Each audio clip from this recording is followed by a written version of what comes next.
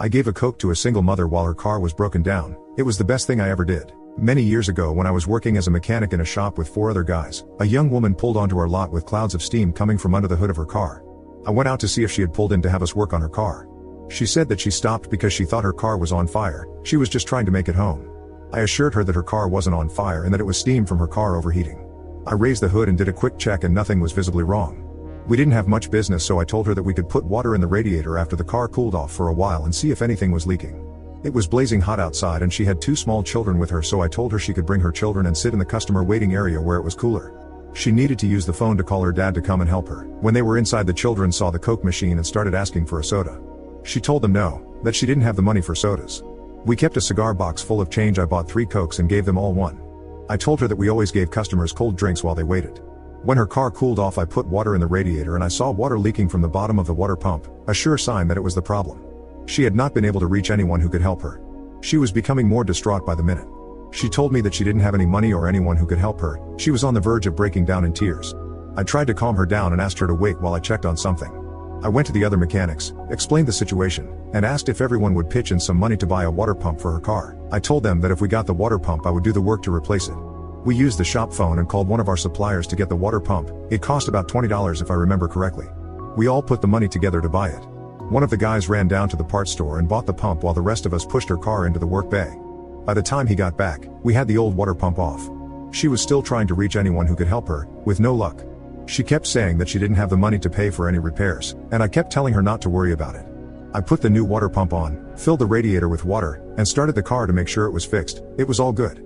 I drained the water out and was going to put antifreeze in when another one of the guys said we should replace the thermostat as well. We kept those in stock, so he replaced it and we filled it up with antifreeze.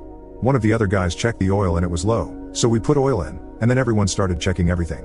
We put air in the tires, checked all of the other fluids, and made sure everything was good.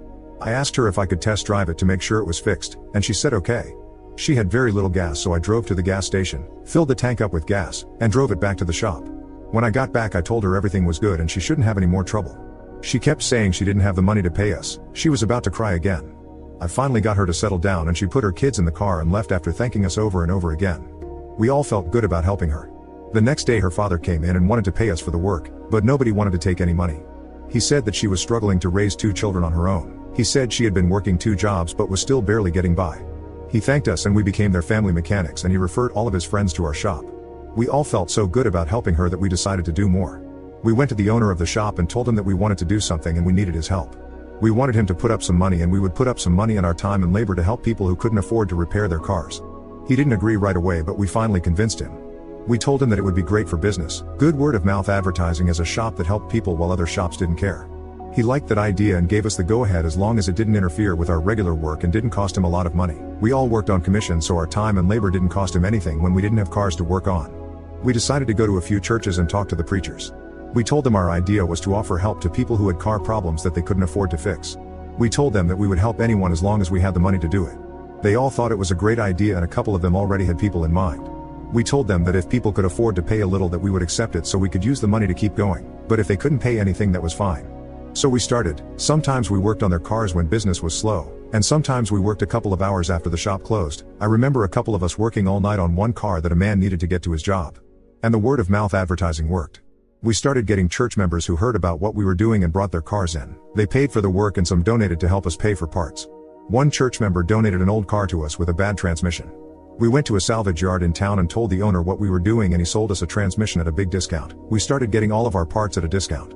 We fixed everything on the car, new brakes, tires, oil change, tune-up, and made sure it was a good solid car. Then we went back to the churches to find someone who really needed a car. We found a family whose car had blown an engine and traded it for our car. Then we rebuilt the engine and did the same thing with it. We probably fixed or donated 8 to 10 cars the first year. The work we were doing made us all feel good, even the owner, who started putting up more money for the major repairs. Eventually, word reached our local newspaper about the charity work we were doing. They contacted the owner about doing a story. There was a big story in the Sunday paper about it. Of course, when they interviewed the owner, the story changed some. It miraculously became his idea to do it, and it was his plan to give something back to the community. We laughed about it and didn't care if he took all the credit. We did the work because it made us feel good. After a couple of years, I moved on to a different job, but they continued to do the work until the owner passed away from a heart attack and the shop closed. I was sad to hear about it. He really was a good guy.